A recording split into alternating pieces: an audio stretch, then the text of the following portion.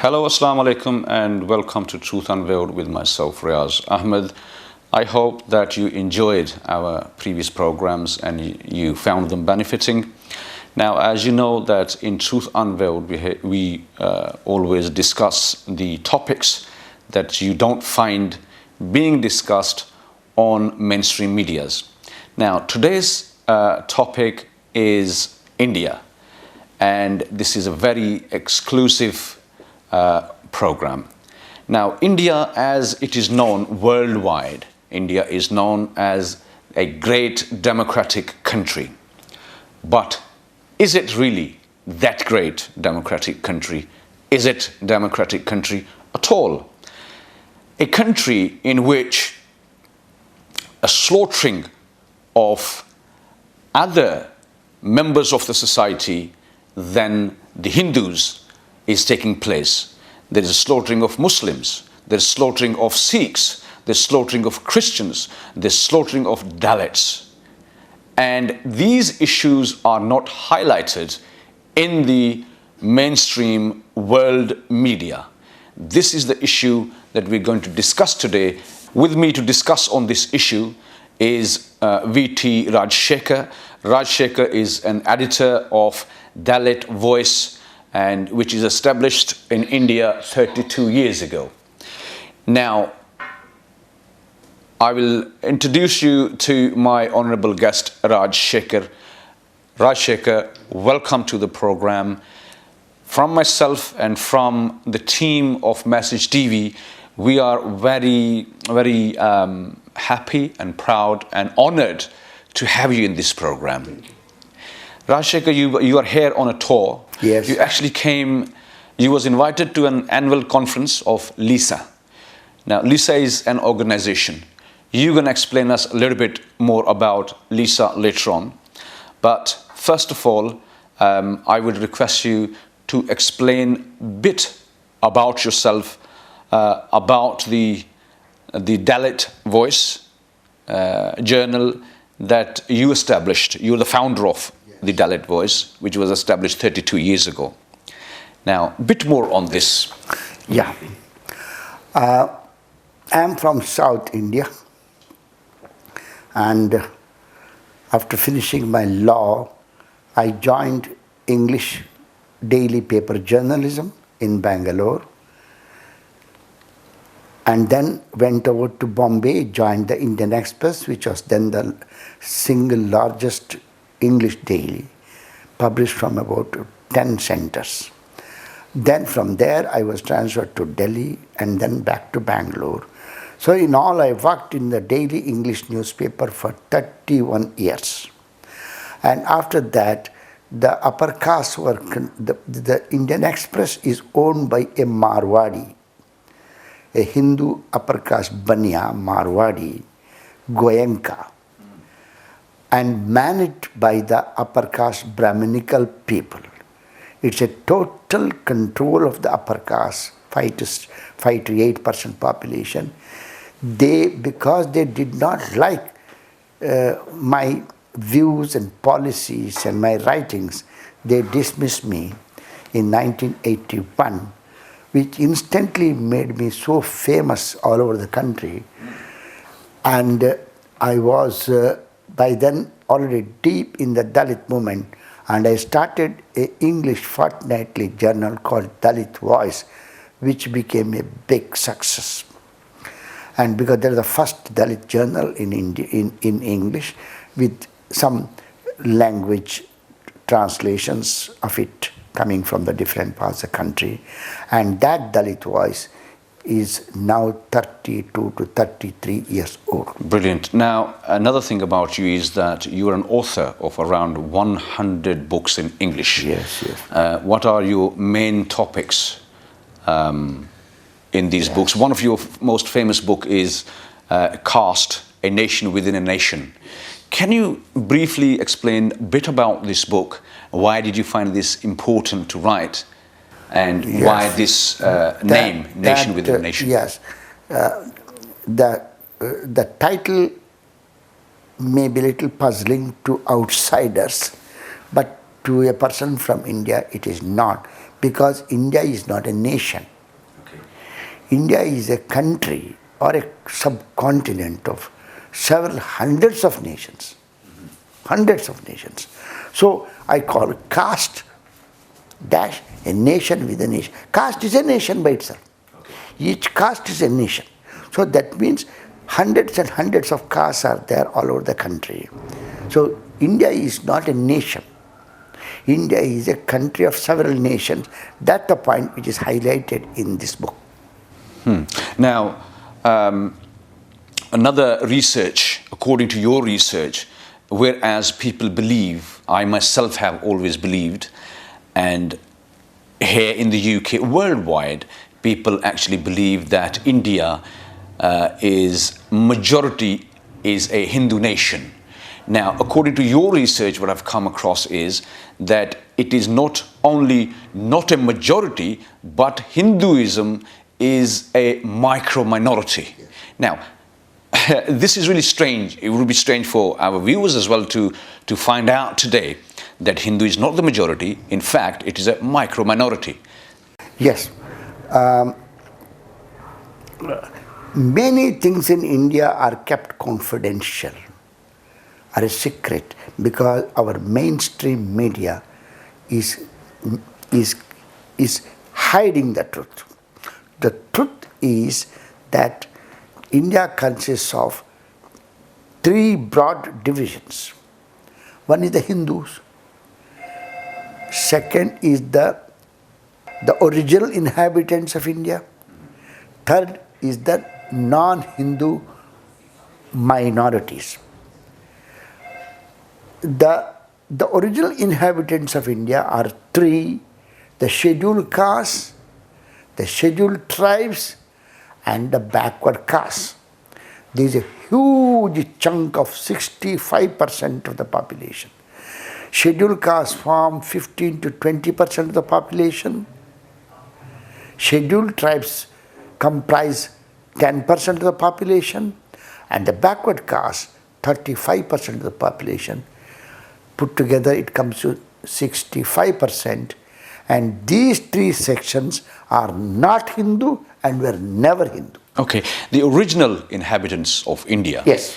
Bit on that. What religion do they have? And Yes. as you mentioned, they're not Hindus. Yes. None of these, the groups you've just mentioned, they're not Hindus. You know.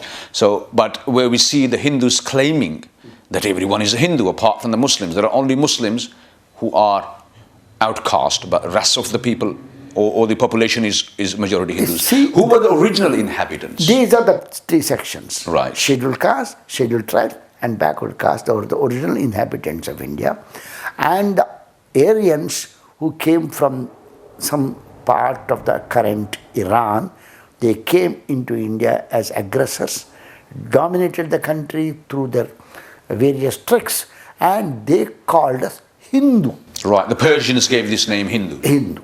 And Hindu. So Hindu, it has got different, according to the Muslims who came later on, Hindu means dirty people. Yes. So this was actually to make a division between the original inhabitants of India and those who came afterwards. So to make a division and yes, these are the two. As a recognition, Right. that those who are not Muslims, they're called Hindus. This is the most important part, correctly understand India. The scheduled caste 20%, scheduled tribes 10%, and backward caste 30 to 35%. They are the original inhabitants of India. They constitute 65%. Then there is another section of the population which are broadly described under the Constitution of India as religious minorities. They are the Muslims, Sikhs, and Christians. The Muslims form the single largest chunk. They form 15 to 20% of the population. Muslims ruled India for over 800 years. 800 years. And even today, there are more Muslims in India than in Pakistan. Now, Muslims ruled, as you just mentioned, that Muslims ruled over India. Yes. For over 800 years. Yes. Now, during the rules of the Muslims, Yes. did the Dalit exist? that time, the Dalits existed that time, Hindus existed that time, and all the other castes and religions existed that time. Were they all getting their rights from the Muslim empire or the leadership? At that time, because the reason I ask you is because we hear that Muslims have always oppressed the Indians, and the Hindus claim that always they have been the majority in India and they have been oppressed by the Muslims. They have been slaughtered by the Muslims. Yes. Muslim rule was also a just rule. And Islam stands for universal brotherhood. So there has been no, and at that time, it was a very remote past I'm talking about, so we do not have enough thing. But during the Islamic rule, there's not one Muslim rule, there are different kings and different people came. So there was no report of any atrocities on the untouchables. Then I gave you the first one, the original inhabitants of India. Then I gave the second segment, that is the religious minority, the Muslims, Christians and the Sikhs. Christians form 2.5% of the Indian population. All of them are converts from the scheduled caste, scheduled tribes and backward castes. And again the Sikhs, they form 2.5% population. They are in the north east, that is the Punjab, and the Sikhism is a very wonderful religion. Rajshekhar, there's another thing about you which is very interesting, is that you led 3 delegations of Dalit writers to Pakistan within the last few years. Now, I just want to know the reason and the outcome of these 3 delegations that you led to Pakistan, of great Dalit writers. Yeah. And since Dalit voice became very famous, and we had circulation in Pakistan, we were invited to promote friendship between India and Pakistan, and that is formed 20% of the population. And our brothers, tribals, and the 10%, we form 30% of the Indian population, the single largest, to promote unity and friendship between the two countries. Pakistan government invited us to their country, and I was selected as the leader of the delegation. In the past 3 years, continuously for 3 years I visited. We were given royal reception. At the Gangaram Foundation, a big convention was held, to which all the religious, Pakistan has got only less than 2% non-Muslims. Only less than 2%. And they are mainly Dalits, Sikhs, and some Christians. Yeah, these are the 3 main segments of and some Hindus also. And we questioned the Sikhs. When we questioned the Sikhs, they came in big number to the conference. When we asked the Sikhs, how are you treated? They said, we are treated as lords. This is what they said. So in Pakistan, the Sikhs are treated much better than treated in India? Yes. Would I be right saying that? Yes, that's what they said. Okay. And then we put a very pointed question to Dalits, because they are our people. Most of them come from Sindh area. Right. Bordering. So Dalits are mostly in the Sindh, in the Sindh area. In the Sindh area. In Pakistan, right. And when we asked them, the Dalits complained that from the Muslim rulers of Pakistan, they face no problem. Their problem is again from the Hindus of Sindh. Right. So the Hindus of Sindh in Pakistan actually causing problem for the Dalits. This is what they said. It's on record, we are publishing Dalit voice. And then we got some Christians who got converted from Dalit community. They got converted to Christianity. We visited 2 churches. From them also, we did not hear any complaint. Every minority community, there is a minister, federal minister in charge of minority affair, and we called upon every minority community leader, representative to speak at the conference, and without hiding anything, they all said minorities are looked after very well in Pakistan. This is the verdict. In the opening of the program, I mentioned the slaughtering of certain nations. For instance, as I said, that there's a slaughtering of Muslims, there's slaughtering of Sikhs, there's slaughtering of Christians, and the low caste and the Dalits. Yes. Now, the mainstream media is controlled, the Indian mainstream media, well, I would say the worldwide mainstream media is controlled by its governments. Now, these things have not been highlighted in the mainstream media. How much is your analysis on these issues, the matter of the slaughtering of these, what the Hindus call the minority? I have worked in the mainstream media for 31 years in the largest circulated English daily of the country, the Indian Express. And then I have been the editor of Dalit Voice for another 30 to 31 years. I have traveled all over India many times. The atrocities on the religious minorities like the Muslims, the Sikhs and the Christians is a regular feature of the country, regular feature. It goes on period. And the biggest slaughtering of the Sikhs was in the Blue Star operation. Mm-hmm. And the Muslim atrocities on Muslims is the demolition of the Babri Masjid, which resulted in the killing of thousands of Muslims. And every month there is an attack on the Muslims, on their masjids and on the Christians. And it's a regular feature which is very rarely highlighted in the national so-called media, because the so-called national media, print media, and also the electronic media is completely owned and controlled by the 15% upper caste. That's the problem. See, we have no voice. Except Dalit voice, there is no other voice. No, we'll come back to the Dalit issue. Yes. Before that, you mentioned the Babri Mosque. Yes. The incident.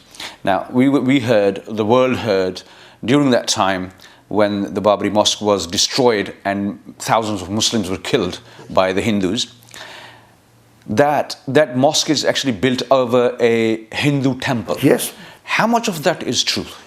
Till today, no verdict on Babri Masjid has come.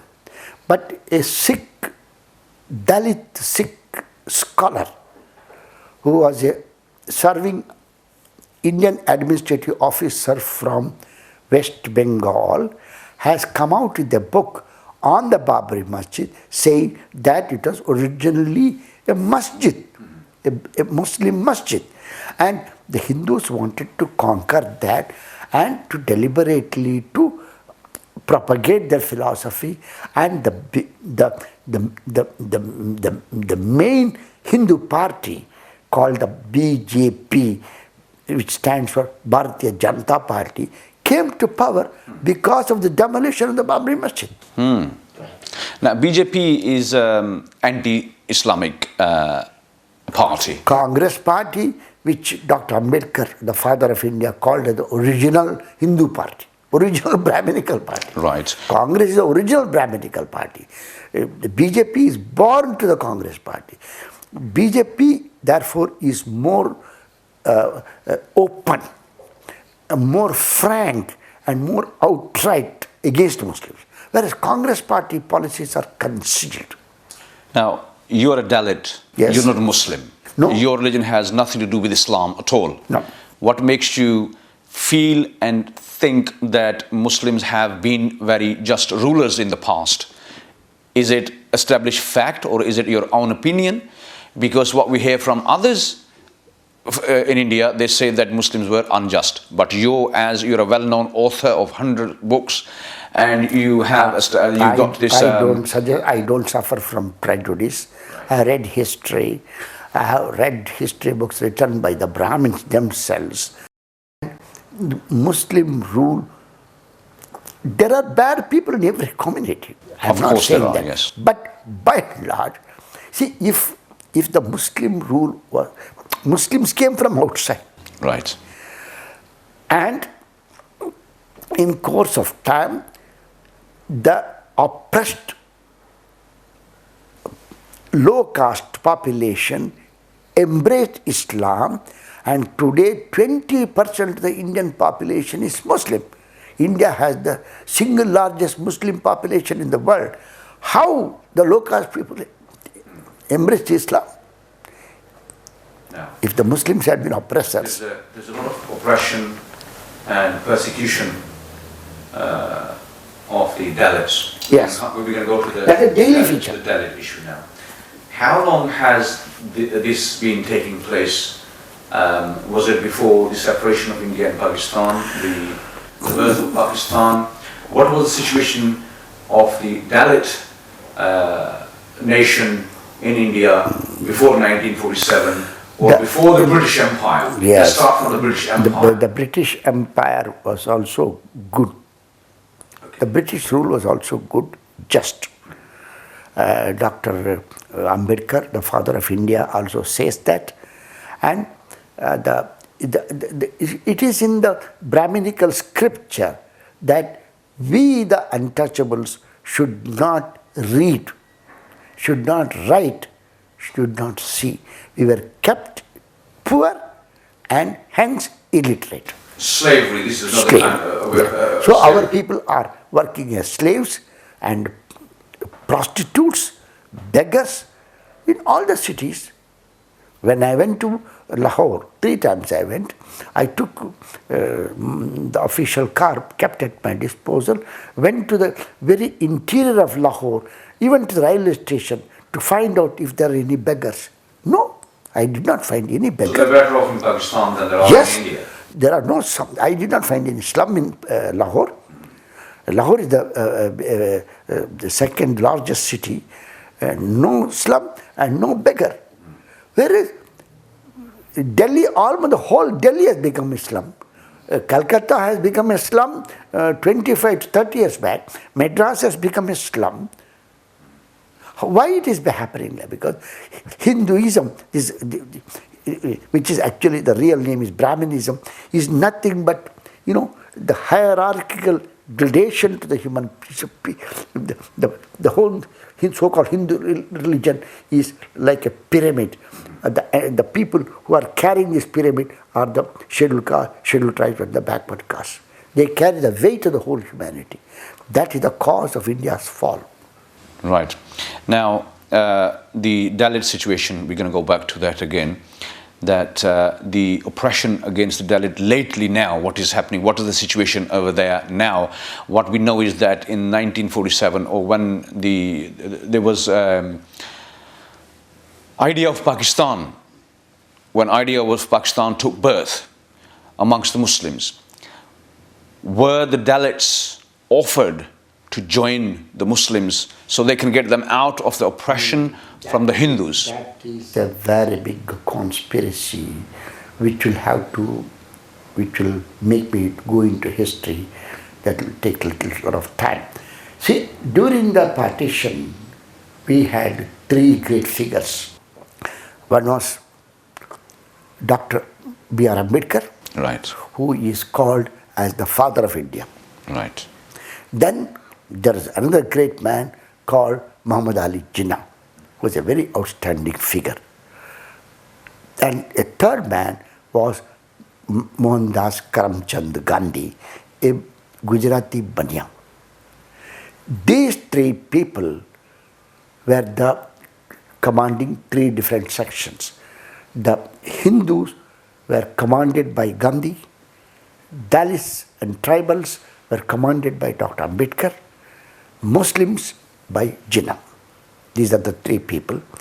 And the upper caste people, who have by then already did a lot of tricks and plans, threatening Dr. Ambedkar at every stage, blackmailing Jinnah.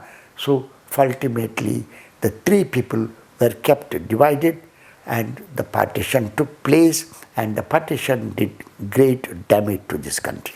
Would it been better for the Dalits and the Sikhs if they had joined Jinnah's party, Muhammad Ali Jinnah's party, and they had claimed to go along with Pakistan and not remain in India? Because what we've seen is that there's a lot of oppression of the Sikhs were offered an autonomous state within Pakistan by Jinnah. There was a very cunning and crafty leadership of the Sikhs, headed by Master Tara Singh, who was not a Jat Sikh. And He was not a Jat Sikh. Okay. I think he was not a Jat Sikh. Okay. And he was purchased by the Hindu leadership, and he betrayed, and Jinnah's offer was turned down. And after that, they had to face a very big massacre of Sikhs by the Brahminical leadership in the what is called the Blue Star, in which Sant Bindranwala and hundreds and thousands of Sikhs were slaughtered in the holiest temple of the Golden Temple. So yes. the Sikhs have suffered. Whether Sikhs and the Muslim should have gone for Pakistan, whether they should have prevented division of India, now it is too late to discuss it, because not only Pakistan was formed, immediately after Pakistan was formed, these very same Brahminical forces divided Pakistan into Pakistan and Bangladesh. Right. There again a big conspiracy took place. And I will tell you the most wonderful thing. Today, see, when you live I live in a house here like this. There are some 3 or 4 houses surrounding it. If I go on quarreling with every neighbor, my life will become miserable. Sure. I should be always friendly with my immediate neighbors. But what did the Brahminical rulers of India do? With every neighbor they have quarreled. Every neighbor. Nepal is called as the world's only Hindu country. With that also, Nepal is pro-China. So it is not actually Hindu country. Is Nepal a? Nepal is the only Hindu country in the world. It is the only Hindu country. India is not a Hindu country. Nepal is. Nepal, the only Hindu, declared as the only Hindu country in the world.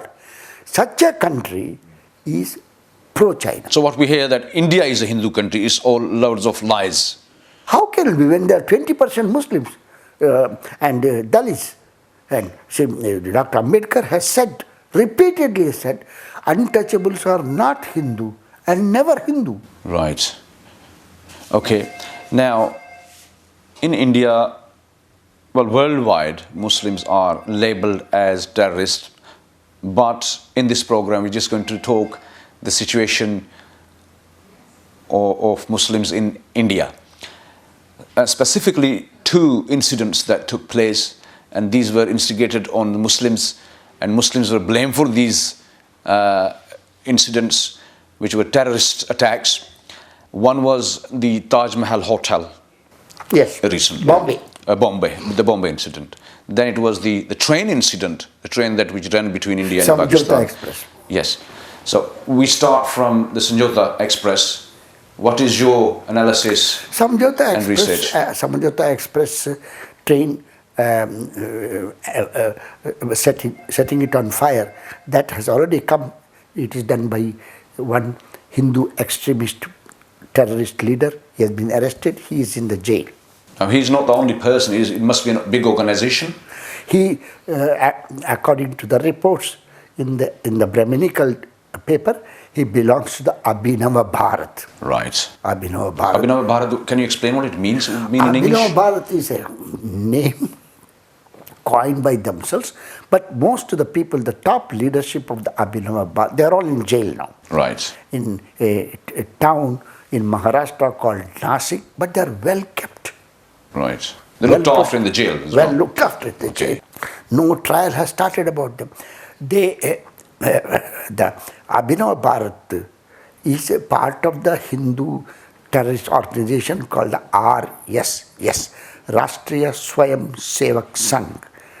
From the very beginning, it's a very old institution.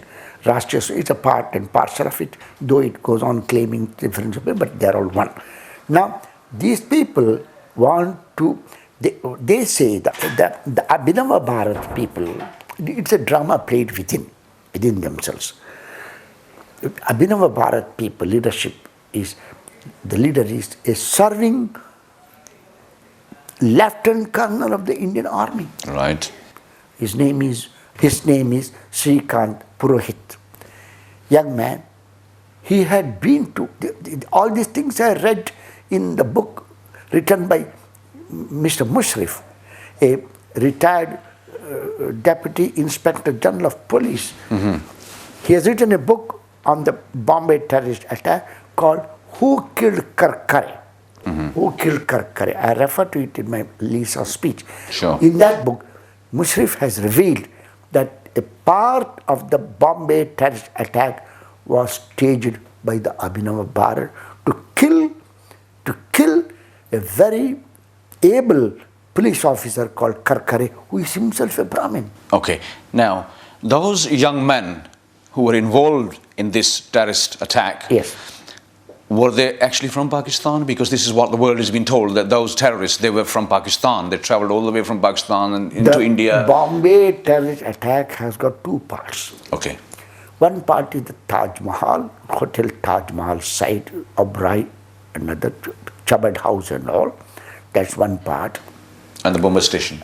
Bombay, Victoria Terminus VT station, and the Times of India office and the killing of Karkare. That's another part, two parts. How the two were stayed together is still a mystery. Okay. Everything is a mystery in India. Sure. Nothing comes out because our Indian Brahminical mainstream paper, they are not interested in disclosing the truth because they're all part of the gang. Sure. Part of the conspiracy. So the Abhinav Bharat role comes only in the Victoria Terminus, that side. And they, according to the reports, they have caught hold of one Pakistani fellow called Kasab. Kasab, yes. Kasab. Before as the attack was going on, when he was caught, when the police were talking to him, he was giving his reply in Marathi language. Okay. Marathi language. I was wondering how So he can... that guy, Kasab, which is known the main terrorist That's what in the Bombay incident, Yeah. he was talking in Marathi language. Yes, Marathi language. That's what the Times of India reported. Right. Yeah. And other papers also reported. And according to Mr. Mushrif, who has written this book, Who Killed Karkare, according to him, he is from the stock of the IB, Intelligence Bureau. Now, why was Karkare so important for the Indian government to assassinate? No, Indian government was not the people who assassinated. So it wasn't Indian government. It is this Karkare, this Abhinav Bharat people. Right, Because okay. he booked all of them. Right. He booked all of them. And by then, quite a number of people were already in jail. He had arrested. She was very strict, honest Brahmin officer. So they wanted to finish him and kill him. And they did it. Karkare was killed. That's the purpose of the Victoria Terminus, Times of India side of the Bombay terrorist attack. Now, this Kasab, according to him, he is from the stock of the IB. IB has got a stock of people. You can use them. Use them. Yes, sure. That's what they say. But anyway, truth has not come out. And you see, there are two organizations called the RAW, Research Analysis Wing, and the other organization called the Intelligence. Their only job is to keep a watch on all the enemy people. See, so RAW is an intelligence, Indian intelligence, and it is just like the CIA, American CIA. Yeah. India has RAW, R-A-W, right? Okay. Nobody knows what they are doing. Okay. They are not able to discover a single act. Are they very powerful? They get good pay and they enjoy, but violence has not stopped inside or outside India. Sure, they have not been able to control that. In fact, they have actually turned things worse than instead of controlling them. The latest outburst in the northeast part of India, Intelligence Bureau or the RAW did not know it. Right. They did not know. Now, we're going to get back to the Dalit issue again. Okay, you mentioned a bit from the history, but we're going to talk about the present situation of the Dalits. Now, what is the fate and the future of the Dalits, and what about their coming generations? Are they still going to be oppressed for the rest of their life, or are these people working towards freedom? The most important thing that you have to understand is India, under this so-called religion of Hinduism, there is a thing called the caste system. The caste system. Caste.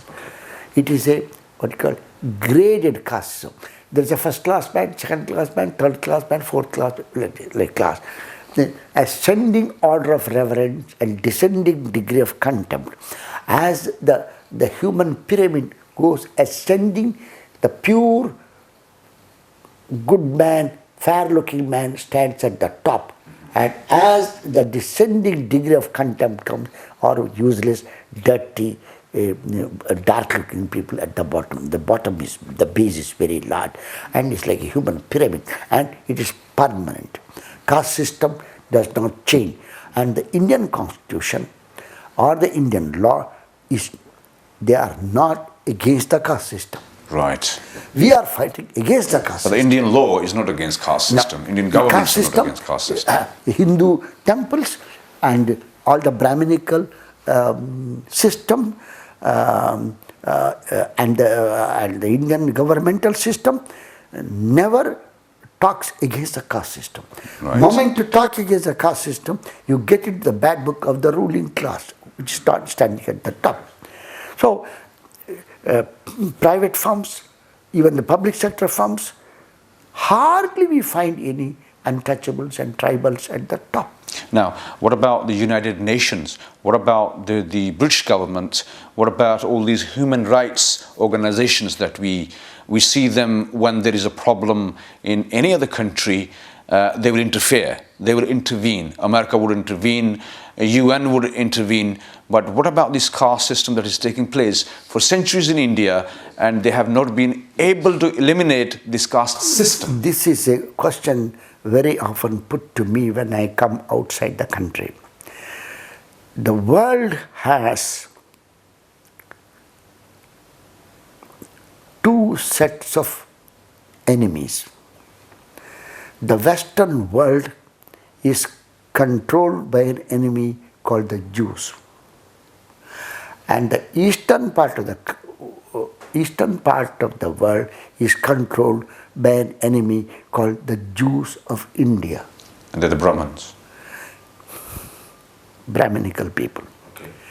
Now, these two people have got a stranglehold on every world organization, every newspaper, every institution is controlled by them. But they're a minority. Obama cannot speak one word Right. against the Jews. No Muslim. Obama cannot speak a word against the Indian Brahmins either. Yes. Right. And the World Bank, the New York Times, the Time magazine, every magazine, every what you call the entire press media, the electronic and media, and the parliament, who is to become the prime minister, everything is selected by them.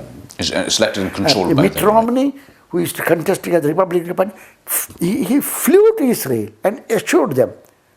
See, that is the entire American politics is controlled by the Jews. Similarly, in India, we have the Jews of India. They control that.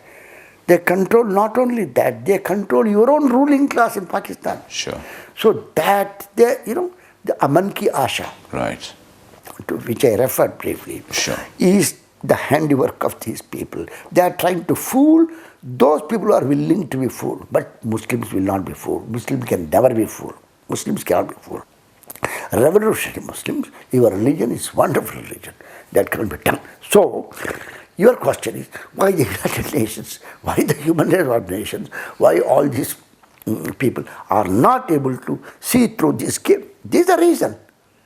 Are they, for example, African country, they propped up that fellow called Zuba in Africa. Okay. They removed a very good president, Mbeki, and put this, he is a scum of this Jews. Now, what's the future of the Dalits in India then? Future is very What about these teenagers that we see? Do they have any future? Are they going to be given chance to come to the Indian politics? No. Would there be any time when the Dalits will rule over India? No? No. And who's responsible for all It is this? our Brahminical social system.